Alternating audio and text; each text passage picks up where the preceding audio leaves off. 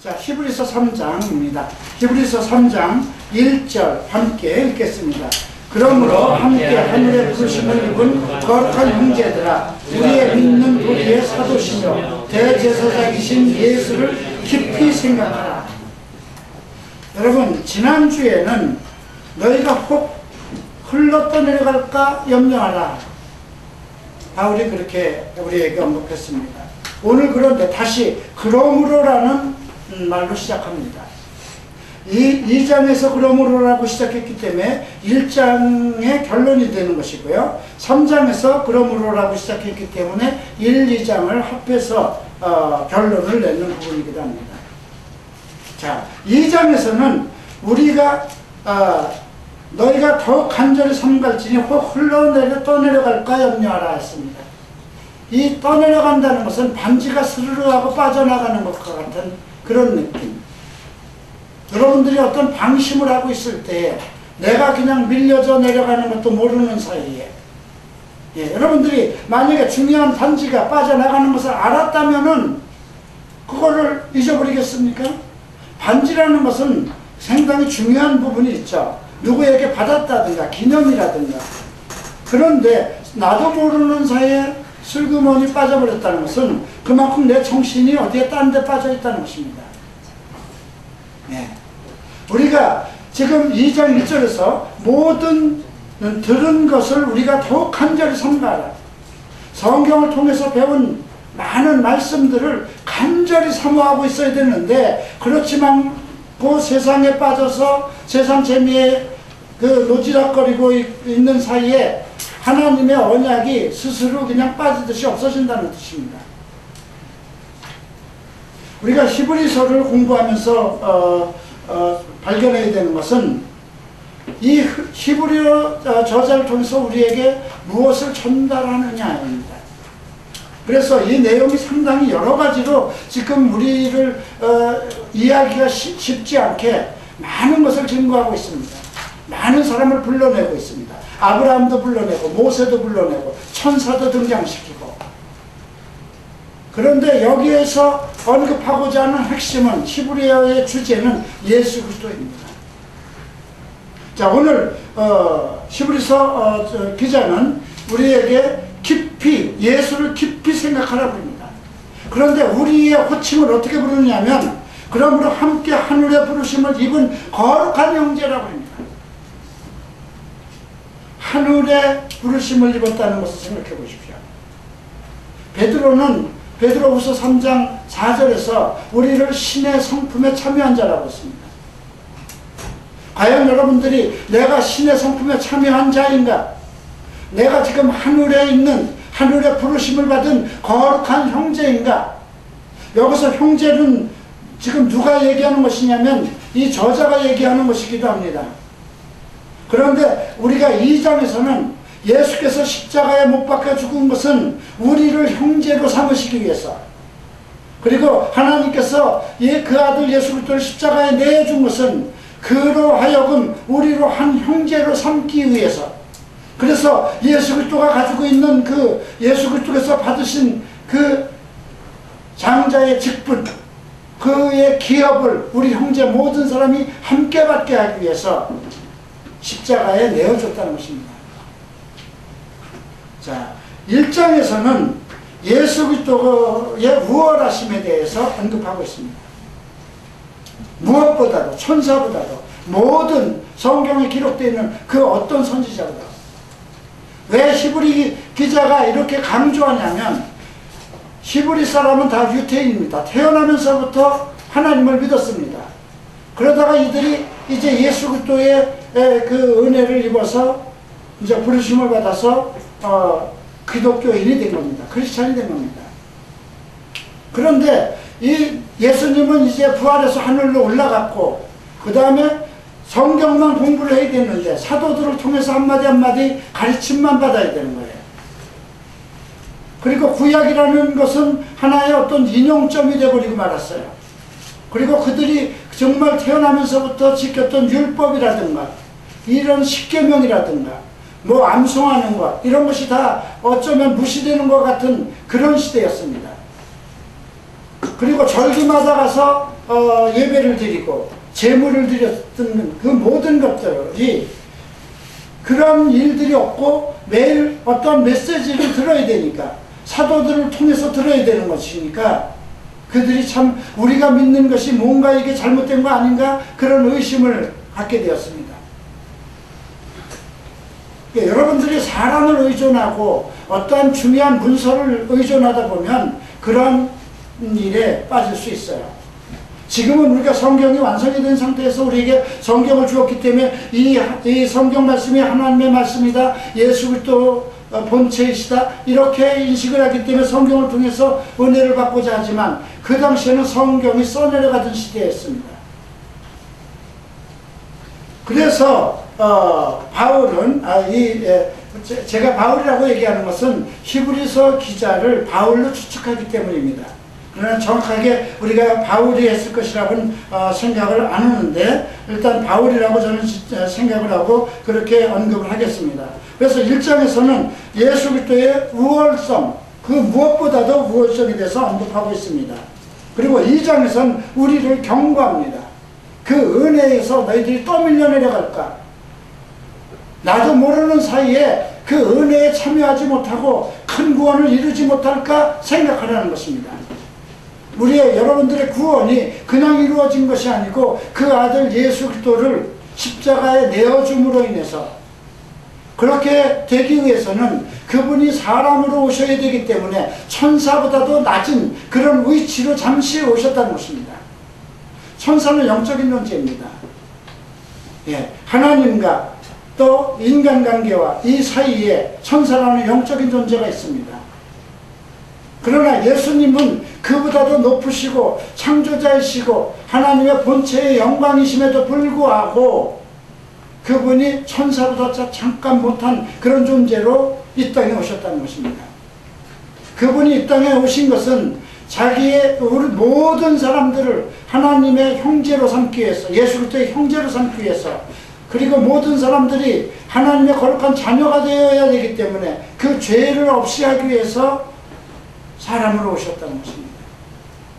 그래서 2장 16절에 이런 말씀이 있습니다. 이는 실로 천사들을 붙들어 주려 함이 아니요 오직 아브라함의 자손을 붙들어 주려 함이라. 여기 왜 특별히 아브라함의 자손이라고 얘기했을까요?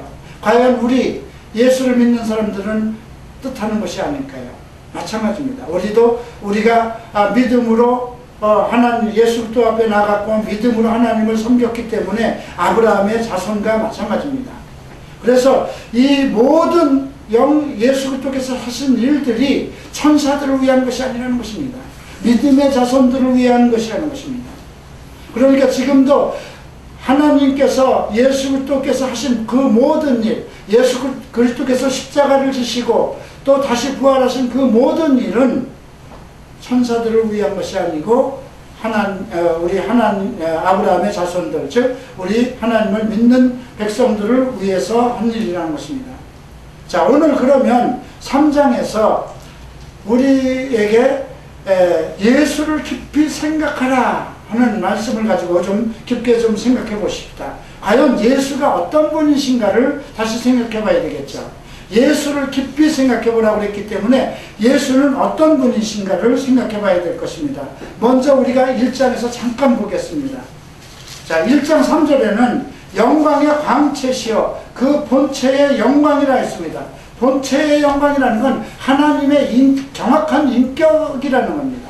하나님의 그 모습을 우리가 볼 수 있는 그런 인격을 소유하신 분이라는 것입니다. 그리고 능력의 말씀으로 만물을 붙드시고 죄를 정결케 하시고 높은 곳에 계신 위엄의 우편에 앉으신 분. 여기서 높은 곳에 계신 위엄이라는 건 하나님을 언급하는 것입니다. 감히 우리가 바라볼 수도 없고 볼 수도 없고 만날 수도 없는 그러한 분의 오른편에 앉아 계신 분이라는 것입니다. 또 어떤 것을 우리에게 언급하고 있습니까? 예수 그리스도에 대해서 우리는 어떤 것을 알 수 있을까요? 천사보다 조금 낫다고도 언급되고 있습니다. 2장에서 언급된 것이죠. 천사보다 조금 낫다는 건 무엇일까요? 사람으로 오셨다는 것입니다. 그러면서도 또 완전한 사람이면서도 우리와 같이 죄를 가지고 계신 분은 아니라는 것이죠.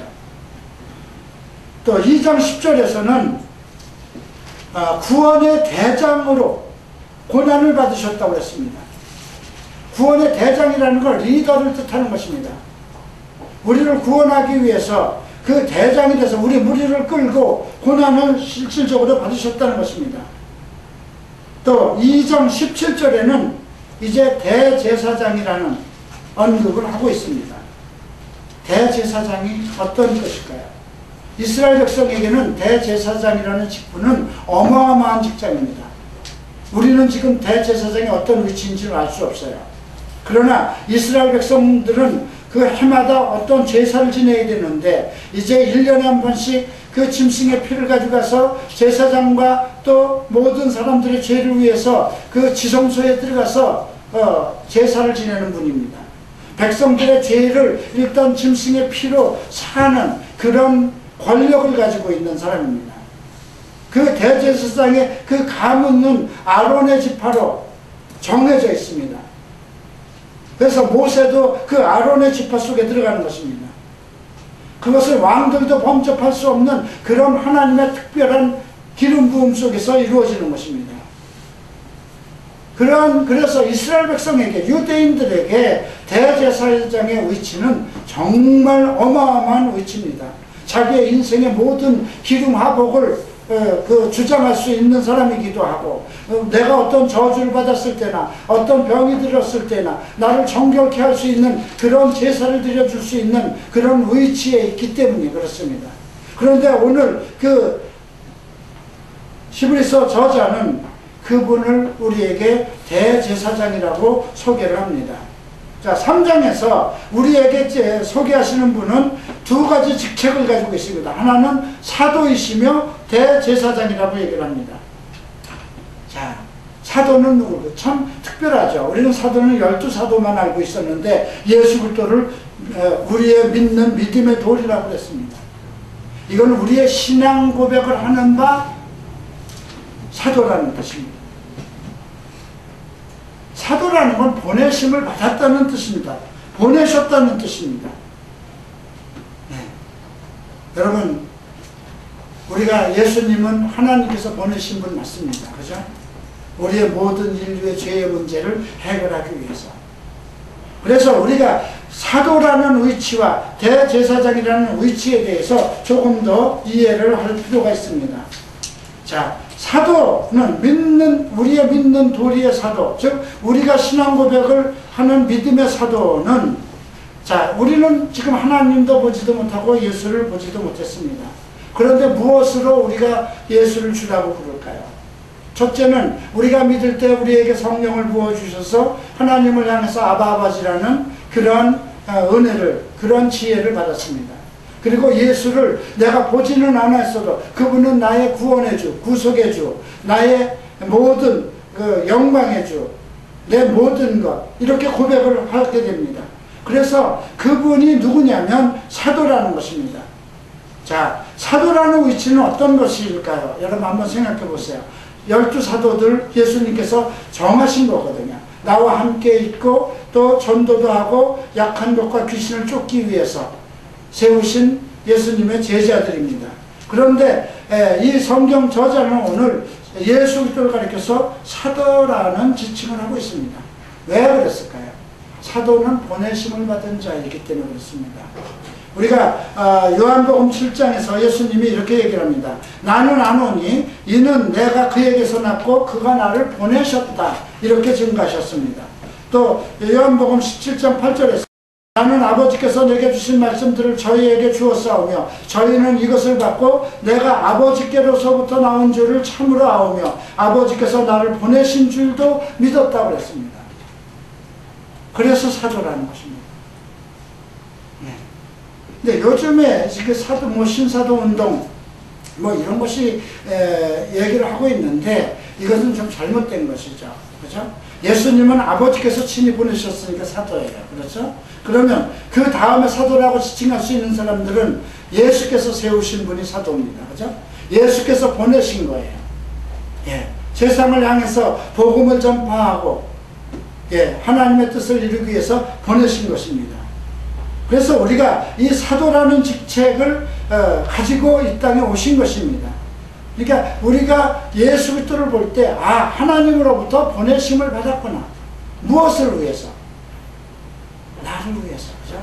나의 죄를 구원하기 위해서. 근데 두 번째로 대제사장이라는 표현을 쓰고 있습니다.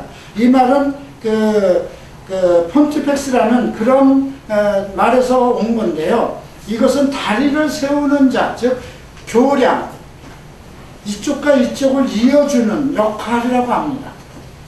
그러니까 대제사장은 하나님 편에 있는 사람이기도 하고 인간의 편에 있는 사람이기도 합니다.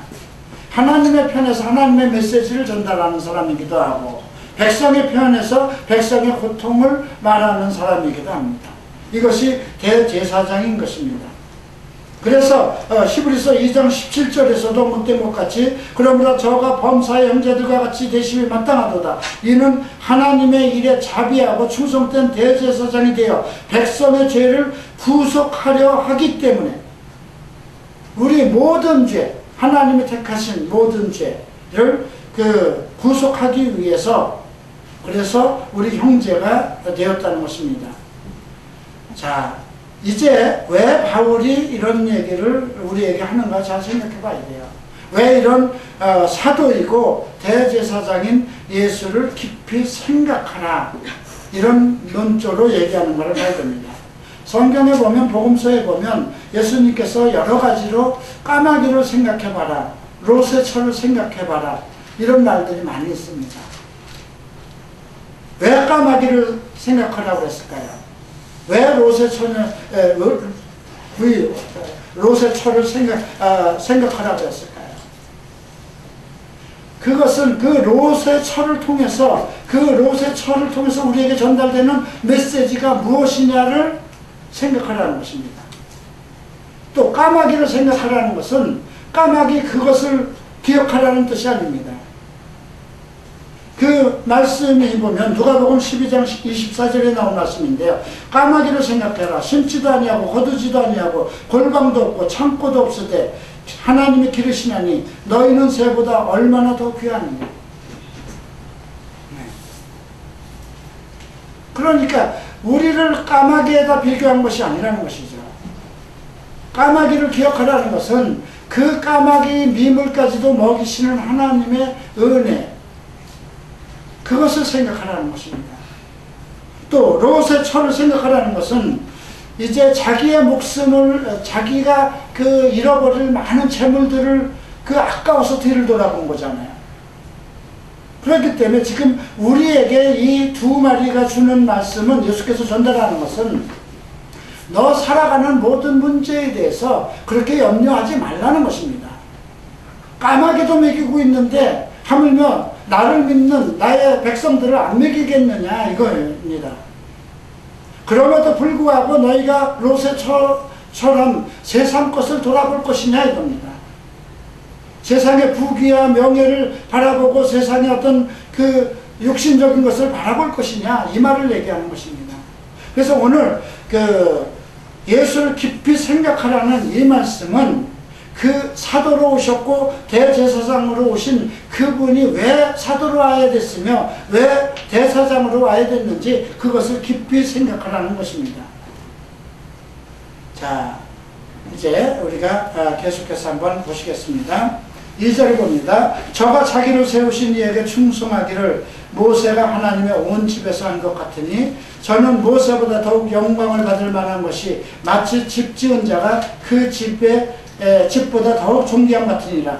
집마다 지은 이가 있으니 만물을 지으신 이는 하나님이시라. 또한 모세는 장래에 말할 것을 증거하기 위하여 하나님의 온 집의 사환으로 충성하였고 그리스도는 그의 집 맡은 아들로 충성하였으니 우리가 소망의 담대함과 자랑을 끝까지 견고히 잡으면 그의 집이라. 많은 사람들이요 이 당시에 모세와 예수 그리스도를 이렇게 비교하는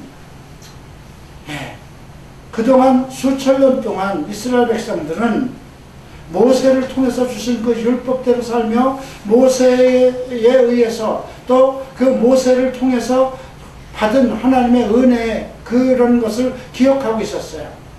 그런데 갑자기 하나님의 아들 예수가 나타나지만 이 생각 전환이 안 되는 거예요. 아마 여러분들도 그럴 겁니다.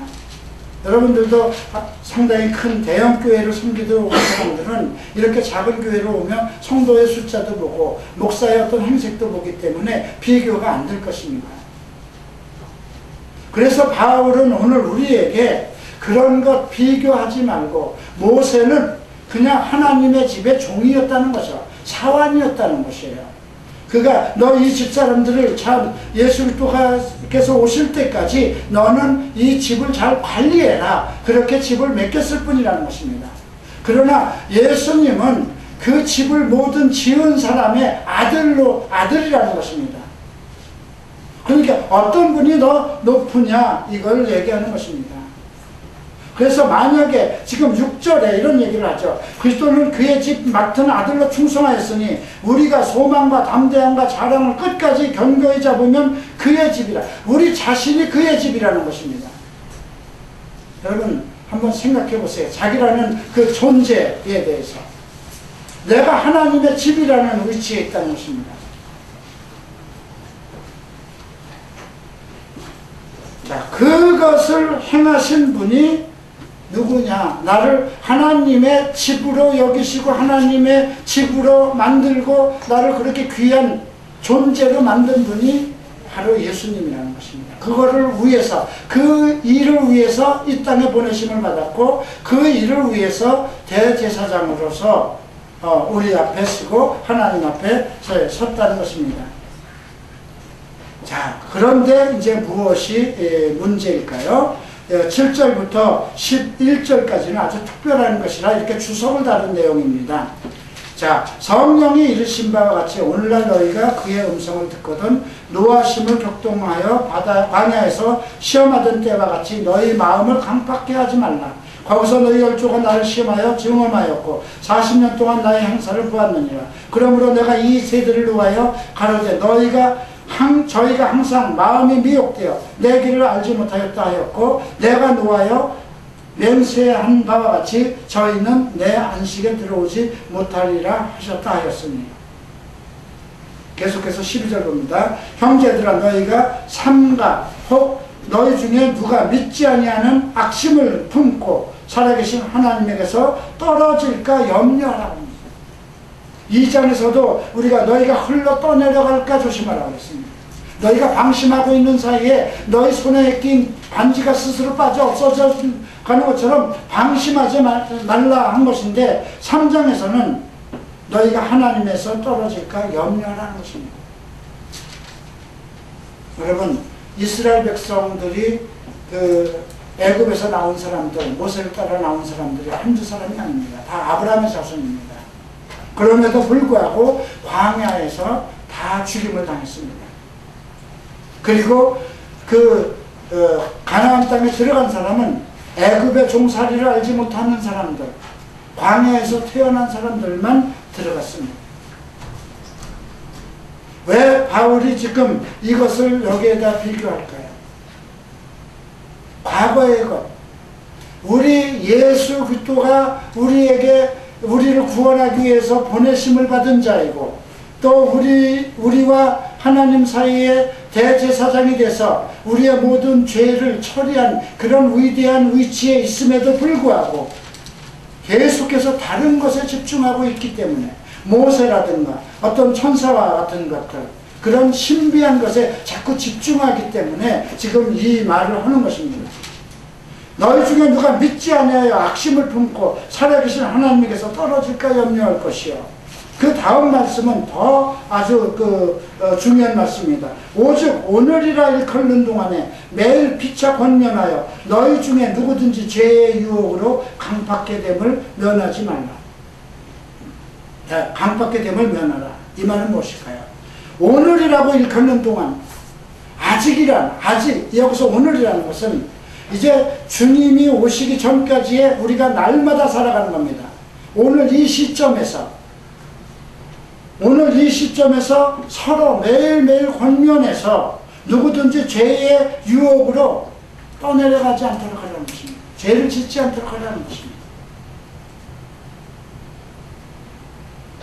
우리가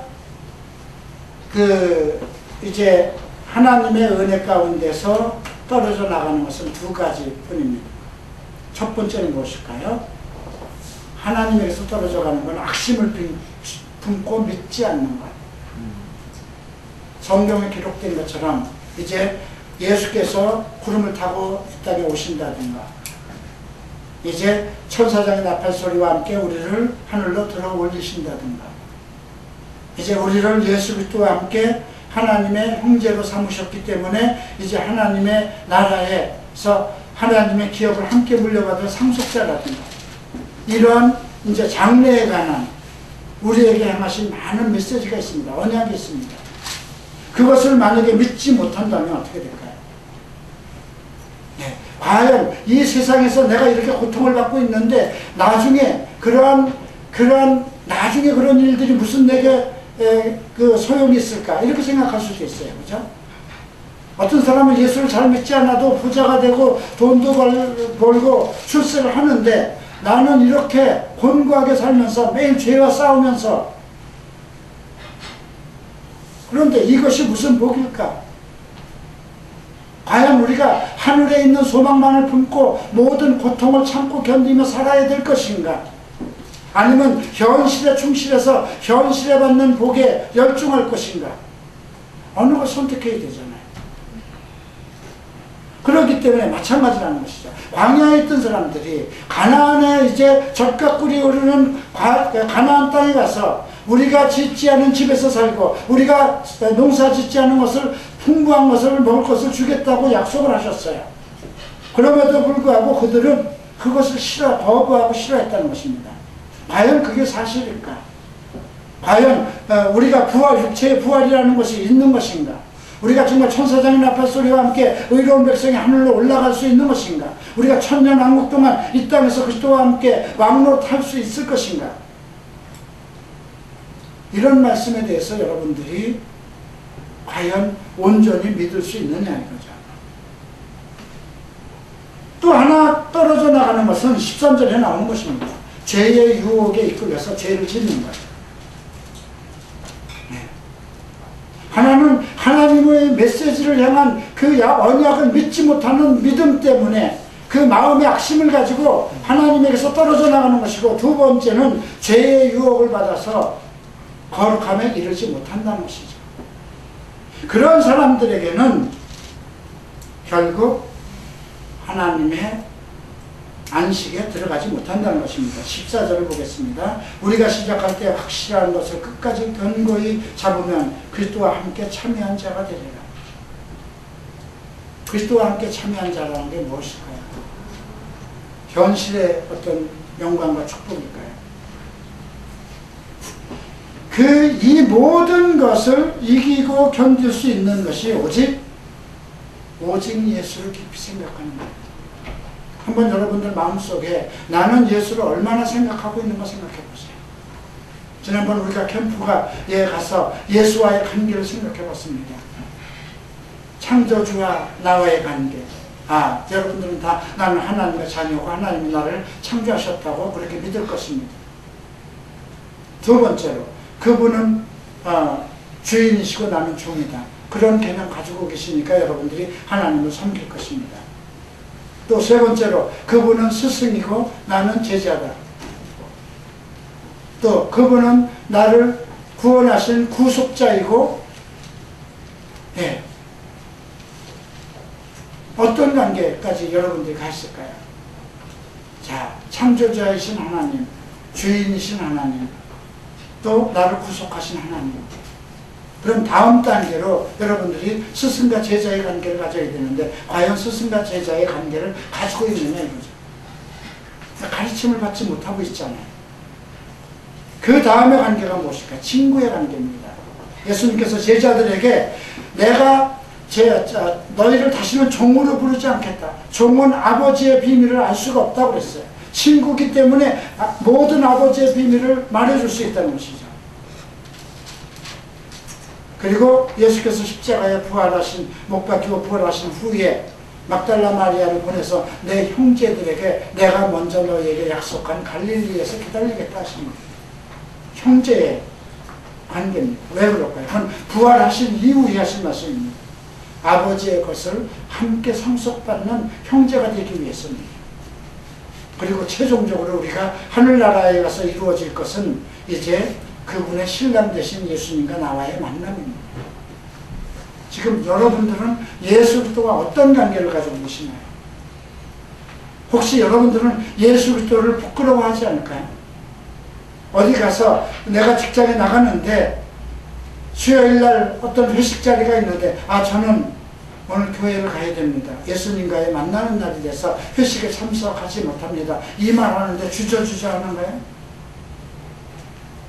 여러분 주일날은 내가 주님께 나가서 주님을 만나는 날인데 다른 일로 바빠서 주일을 거부하지 않나요? 친구들과의 골프 약속이 있다든가 아니면 결혼식이 있다든가 다른 사람 결혼식이 지금 주에 주님을 만나는 것보다 더 기쁠 것인가요? 네.